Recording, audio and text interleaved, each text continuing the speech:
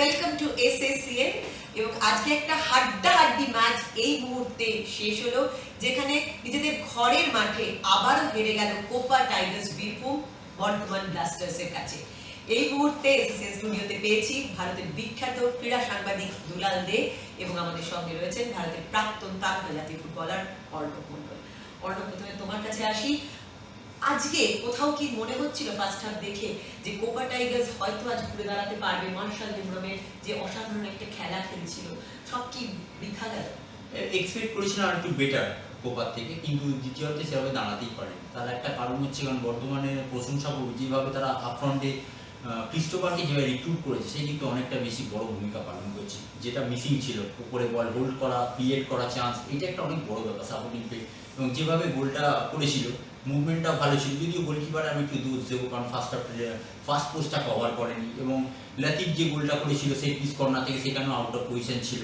তো সব ক্ষেত্রেই হয়তো গোলকিপার তার অভিজ্ঞতা, এখান থেকে আমি মনে করি যে সবশেষে একটাই কথা বলবো, অভিজ্ঞতা কিন্তু অনেকটা হেরে গেল কোপা, যেখানে বর্তমান সেই দিকটা আমি বলবো মাত দিল।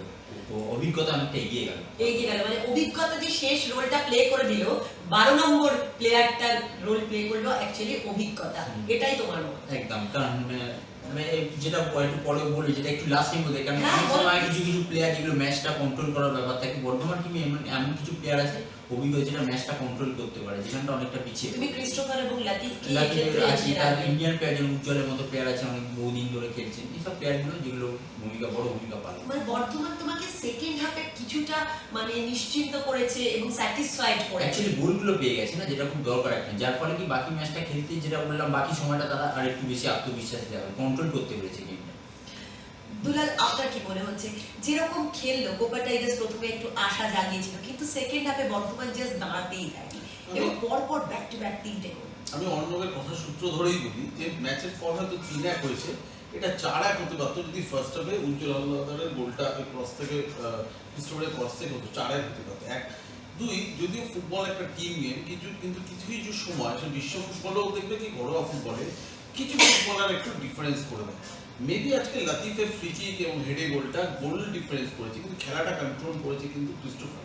কারণ ক্রিস্টোফার লাস্ট ম্যাচ থেকে আসার পর দিয়ে টিমের কিন্তু যে মানে বডি ল্যাঙ্গুয়েজ বা খেলার যে স্ট্র্যাটেজি, কিন্তু এটা অনেক চেঞ্জ হয়ে গেছে। থার্ডলি বলবো, অফকোর্স গোল করেছে লাতিফ দুটি এবং ক্রিস্টোফার, কিন্তু গোল তখনই হয় যখন অপোনেন্ট ভুল করে। এই অপোনেন্ট ভুলকে আমার কিন্তু বীরভূমের গোলকিপারকে অনেকাংশে দায়ী মনে হচ্ছে। বিশেষ করে যে গোলটা ফার্স্ট বার ক্রিস্টোফার ছোট বক্সের ভিতর দিয়ে করলো, ওখান থেকে ফার্স্ট বার থেকে গোল খাওয়াই বিশাল অপরাধ গোলকিপারের জন্য।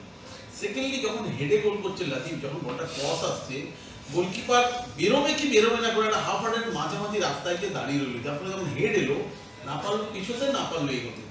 থার্ড গোলটা তাহলে গোলকিপার ওয়ালটাই ঠিক করে দাঁড়ায়নি, যেদিকে ওয়াল দাঁড় করিয়েছে সেদিক দিয়েই গোল খেয়েছে, তার মানে তার ওয়ালই ঠিক করে দাঁড় করানো হয়। যদিও আমি গোল করাটা আমি কৃতিত্ব, প্রচন্ডভাবে কৃতিত্ব, যারা গোল দেয়। পাড়ার ফুটবলও তুমি 3 গোল দিতে পারবে না, কারণ এই পর্যায়ে একটা পেশাদার ফুটবলকে 3 গোল দিচ্ছে। কিন্তু আমার মনে হয় গোলকিপার নিয়ে কিন্তু একটু ভাবার সময় হয়েছে বীরভূমে, একটু যদি ঠিকঠাক করে, because goalkeeper is the last defence of team, ওই তো পেছন থেকে কোঅর্ডিনেট করে, কোথাও একটা যদি না চেঞ্জ করে। আমি বলছি বীরভূমের পক্ষে একই 2 পয়েন্ট পেয়ে অনেকটা পিছিয়ে পড়লো, পরের ম্যাচগুলো ফিরে আসতে গেলে কিন্তু এগুলো একটু ভাবতে হবে। আমি জিজ্ঞেস করবো, একদম প্রথমে বীরভূমকে কিন্তু একটা অপ্রত্যাশিত লিড দিয়েছিল মার্শাল ডিমরম, তোমার যথেষ্ট ভালো লেগেছে অর্ণব। আমি জানি যে আজকে হয়তো বীরভূম দাগ কাটতে পারেনি, তবুও মার্শালের মতো ছেলেরা যে বিএসএল এর মারফত উঠে আসছে, এবং সেটা কি একটা তাদের জন্য নতুন প্ল্যাটফর্ম নয়? তোমার মার্শালকে কেমন লাগে? একদম ভালো, ইয়াং এনার্জেটিক দেখিয়েছে। এখানে একটা দরকার যে তার যত খেলবে ম্যাচ টেম্পারমেন্ট, ম্যাচুরিটি বাড়বে। এবং সব থেকে যেটা বড় কথা, আমি এই বসে বসে ভাবছিলাম যে এইসব প্লেয়াররা এমন কিছু কোচের ইনস্ট্রাকশন পাচ্ছে, যাতে যেমন আমি যদি সুন্দরবনে দেখি, ওখানে অসীম দা আছে, মেহতাব দা আছে, এদিকে অপর দিকে মেদিনীপুরে জয়ন্ত দা, এখানে সন্দীপ দা, হ্যাঁ, এইসব কোচের যে তারা ইনস্ট্রাকশন পাচ্ছে, ব্যারেটও আছে, এটা কিন্তু তাদের বাকি যে ফুটবল ভবিষ্যতে যে কতটা কাজে লাগবে সেটা ভাবা যায় না। এটা হয়তো অনেক প্লেয়ার পায় না, কিন্তু তারা এই বিএসএল এর জন্য পাচ্ছে, এটা একটা দারুণ ব্যাপার।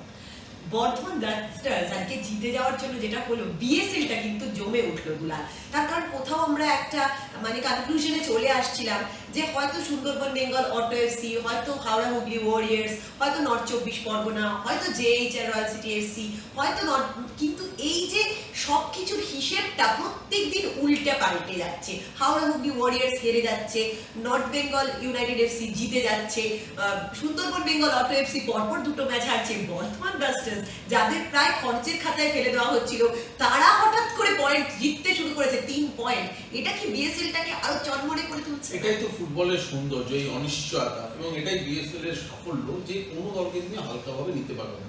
আজকে 7 পয়েন্ট নিয়ে যেটা গেল, যারা চ্যাম্পিয়নশিপে টপ 4 এর জন্য দৌড়ছে 13-14 পয়েন্ট, অর্থাৎ ঘাড়ে চলে এলো। দুটো ম্যাচ জিতলেই কিন্তু আজকে চলে যাবে 13 point. So it's a very competitive tournament হচ্ছে এটা, এবং সন্দীপ নদীর জন্য ভালো হলো। পরপর আগের দিন বেরাটোর টিমকে 4 গোল, আজকে 3 গোল। সো এই এবং দল কিন্তু গোলও পেয়ে গেছে। হ্যাঁ, এই টিমটা কিন্তু দৌড়ছে। এবার যখন এদের অপোনেন্টে আসবে তারা কিন্তু সমস্যা করবে। সন্দীপ নন্দীর দল কিন্তু দুটো ম্যাচে 4-3-এ 7 গোল করে ফেললো অর্ণব। এটা কিন্তু একটা বুস্ট আপ হয়ে গেল এনার্জি এবং কনফিডেন্সে, তাই না? একদম বড় মার্জিনে জেতা সবসময় কোনো টিমকে আত্মবিশ্বাস দেবে, এটা সন্দীপদার টিমকে দেবে। এবং আপফ্রন্টে যে প্লেয়াররা গোল পাচ্ছে এটা সব থেকে বড় ব্যাপার, যে জন্য ক্রিস্টোফারকে নেওয়া হয়েছে, সে সেই টাইম মতো ডেলিভার করেছে। এতে আমি বললাম কিছু কিছু প্লেয়ার যেগুলো ডিফারেন্ট করে, যেগুলো টিমকে লিড করে, এবং এতে কি হচ্ছে আমি একটা বলতেই পারি যে বর্তমান যেভাবে পারফর্ম করছে একটা আন্ডারডগ টিম, এবং এতে কি হয় ওপরের টিম যারা আছে লিগ তালিকে তারা একটু প্রেশারে পড়বে, কারণ এর কন্টিনিউ তোমার প্রেশার দেবে বা পুশ করছে না, একটা জিতলেই ওদের ঘাড়ে চলে যাবে। তো সব দিক দিয়ে মিলিয়ে এখন অব্দি বলতে পারবেন যে সুপার 4 কে যাবে। তো লিগ যত বাড়াবে মানে এটা তত জটিল হতে থাকবে। বিএসএল এ এই উত্তেজনা এবং এই চিন্তা কিন্তু থাকবে। যেটা অর্ণবের কথা, যে আজকে কিন্তু কোচ জর্জি হেরে গেলেন এক্সপিরিয়েন্সের কাছে। দুলাল, আপনার কি মনে হয় সন্দীপ নন্দীর থেকে জর্জি কোথায় পিছিয়ে গেলেন? না, এটা 100% আমি জর্জি নিজের এক্সপেরিয়েন্সের জন্য হারিনি, হেরেছি। ওদের তো একাডেমি, একটা একাডেমি ফুটবলাররা ততক্ষণ ভালো যতক্ষণ কিন্তু এগিয়ে থাকে। যে মুহূর্তে দেখো যে বর্ধমান যেই মুহূর্তে একটা গোল করে দিয়েছে, সেই তোমার কাছে লতিফ, তারপর থেকে কিন্তু তাসের ঘরের মতো ভেঙে পড়লো বীরভূম। কিন্তু একাডেমি টিম যতক্ষণ এগিয়ে থাকে, যতক্ষণ ভালো খেলতে থাকে, ততক্ষণ কিন্তু অপোনেন্ট যেই গোল পেয়ে যায়, সেসব অভিজ্ঞতাটাও কম কিন্তু কোচের না, একাডেমি ফুটবল। আমরা এখানেই শেষ করছি, এবং আমরা কিন্তু আপনাদের সঙ্গে সমস্ত রকম বিএসএল এর ব্যাক স্টোরি নিয়ে হাজির থাকবো এসএসসিএন এ।